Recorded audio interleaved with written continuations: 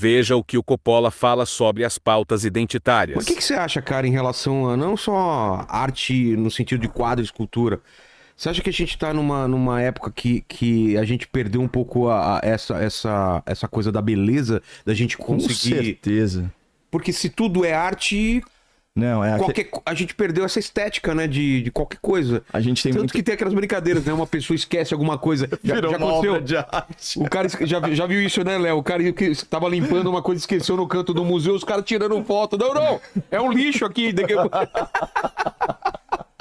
Porque se perdeu um pouco, né? Aliás, existe um documentário muito legal, deixar aí como dica já para nossa audiência, um documentário do Roger Scruton, que é uma referência aí do pensamento conservador, sobre a beleza. Procurem esse documentário, é muito bom, porque existem aspectos objetivos, né, em relação à beleza. Ela não é uma coisa que pode ser totalmente desconstruída. Então, assim, cores, padrões, ainda que seja uma arte abstrata, existe aquilo que é belo, objetivamente, e aquilo que simplesmente não é. E existe hoje em dia, com a pós-modernidade, uma tentativa de desconstrução de todos os paradigmas. Mas a verdade é a seguinte, né? E a gente viu isso, por exemplo, para trazer para nossa realidade assim cotidiana, a gente viu isso, eu acredito, né, Léo, na abertura das Olimpíadas, que as pessoas foram colocadas diante de uma estética, né, mais absurda, mais exótica. Causar um choque, né? Para causar um choque, exatamente. Que não... E agora no encerramento também, não sei se você chegou a ver. Não, no encerramento eu não acompanhei. Também. Você vê, acho que me senti desestimulado a ver o encerramento em razão da abertura. O que você acha que... Qual foi o intuito, você acha? Não, ali é o seguinte, eles sequestraram um evento da humanidade para a promoção de agendas políticas. E isso, assim, as mais óbvias são as pautas identitárias que são relacionadas com o progressismo. Então, aquela história de você... enfim, de você ficar impondo uma performances erotizadas. O que isso tem a ver com celebração do esporte?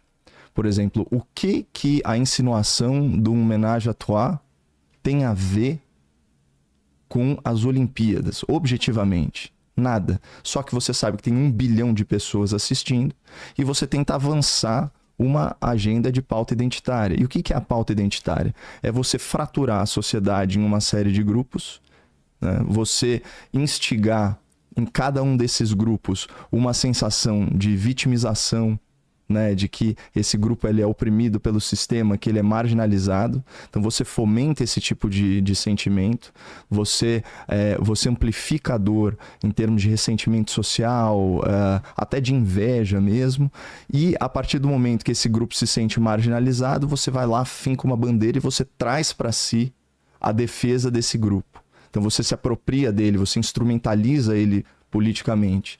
Então, interessa Você fica dono dele. Exatamente. Coloca uma coleira. É por isso, por exemplo, que a esquerda brasileira tem ojeriza aos evangélicos, especialmente os neopentecostais. Por quê? Porque eles enxergam como concorrentes pelas mentes e corações. Mas é estranho, porque pelos números, no governo Lula foi, se você for ver os números, foi onde mais cresceu o grupo evangélico, né? Era para eles terem se apropriado do movimento, se for pensar assim. É que a questão do evangélico, na verdade a questão da religiosidade cristã, quando você tem, por exemplo, como dogma religioso, a ideia de livre-arbítrio, a ideia de que você tem que conquistar, por meio da superação dos pecados, o seu lugar no céu, você começa a trabalhar questões que atrapalham um pouco a narrativa da esquerda.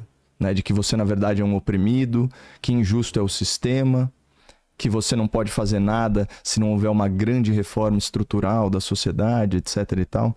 Agora, o que é interessante dessas pautas identitárias é justamente esse dividir para conquistar. Então, isso, na verdade, vem lá da luta de classes de Karl Marx, quando ele lá com aquela visão estreita de mundo dele, materialismo histórico, ele enxergava a sociedade humana com base num recorte muito pequeno, que era o quê? A Revolução Industrial. Então ele só conseguia ver ali o capitalista malvadão, né, que era explorador da mais-valia do proletariado.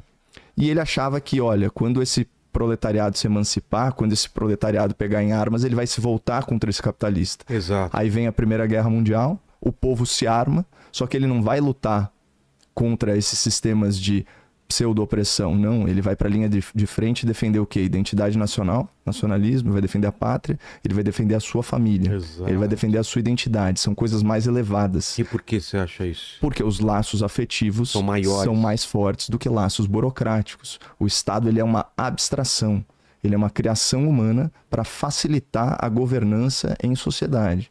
Agora, não tem comparação com a importância que é a família, que é a comunidade, que é a relação entre duas pessoas, né? Então, o amor, ele é muito maior do que tudo isso. Tanto que o fundador do conservadorismo, Edmund Burke, fala, a política é um fenômeno de segunda natureza.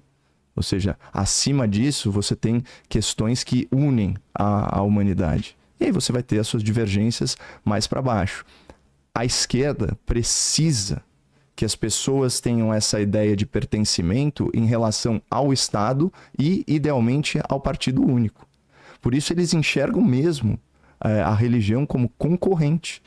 E eles acham que quem está nessas estruturas, vamos dizer assim, religiosas, está instrumentalizando e usando a população como massa de manobra, que não tem uma vocação espiritual genuína. Tem artigos do Guilherme Boulos falando sobre o avanço neopentecostal nas periferias. Ou seja, essa visão mesmo de que eles estão numa batalha ideológica, né, pela simpatia dos povos periféricos. Uma guerra territorial mesmo. Exatamente. Ele tem essa visão. Na verdade, quem está imbuído aí do espírito evangelizador está preocupado em pregar a palavra de Cristo. Agora, uma pessoa que louva a Deus tem muito mais dificuldade de exaltar o Estado e os seus representantes. Até porque Jesus de Nazaré, ele de certa forma estabelece a máxima do Estado laico quando ele diz a César o que é de César, a Deus o que é de Deus. Então, quando ele faz essa separação, e quando ele é instado a se manifestar politicamente, ele se recusa, porque ele fala, o meu reino é outro, ele coloca o Estado o quê? Na segunda natureza, em segundo plano. E isso é absolutamente avesso ao interesse de quem quer usar o Estado para interferir mais na sociedade. Porque ele quer que o Estado seja visto como aquela grande autoridade. Pensa, todas as grandes autoridades, as grandes lideranças autoritárias, interventoras, eles sempre maximizam a importância da sua instituição e dos seus membros. Então, ofender o membro daquela instituição é como se você estivesse ofendendo a própria instituição e ofendendo a democracia e o tal Estado democrático de direito. Assim, numa situação hipotética, falar mal de um juiz é como falar mal de um tribunal, que é como falar mal da justiça, que é como atacar a própria democracia. Por quê? Se você não estabelecer essa crença na cabeça das pessoas, o sistema ele colapsa, né? Então, que bom que existe essa competição por corações e mentes. De um lado você tem as pessoas pregando a filosofia da mente mais avançada que já pisou na Terra, e do outro você tem essas coisas que o tempo vai varrer e vão se tornar um rodapé na história. Deixe a sua opinião, avalie o vídeo e compartilhe.